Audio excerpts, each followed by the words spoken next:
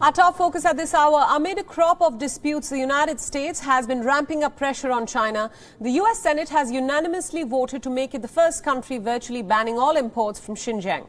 The bill barring imports from China's Xinjiang has received final congressional approval. The Senate vote sends the bill to President Joe Biden.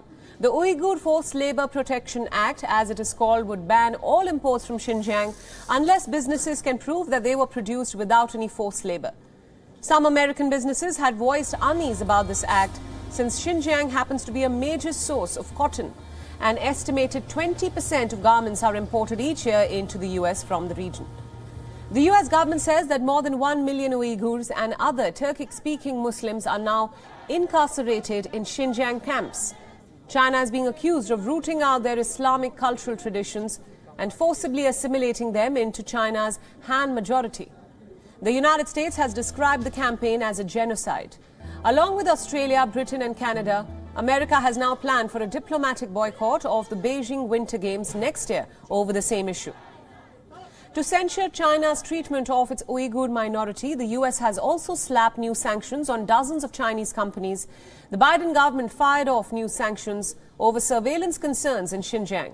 Rights groups say that China has been honing new technologies in artificial intelligence and DNA tracking to keep tabs on Uyghurs.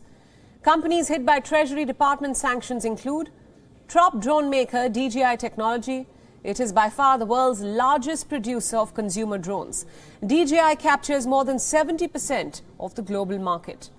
Other companies targeted include Zamin Mea Information, which has now developed a mobile app to track files on individuals' phones.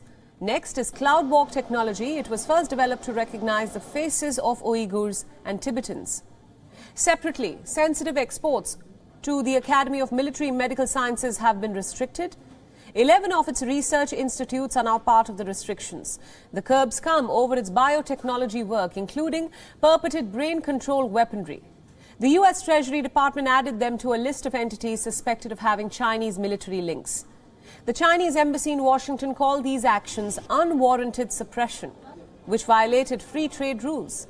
It further added that Beijing would take all essential measures to uphold the interests of Chinese companies and research institutions. The embassy spokesperson Liu Pengyu said, and I quote, "China's development of biotechnology has always been for the well-being of mankind.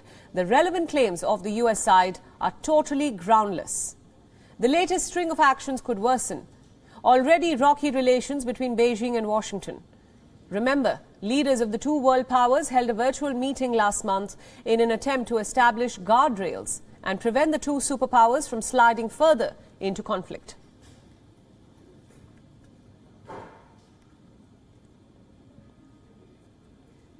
WION World is now available in your country. Download the app now and get all the news updates on the move.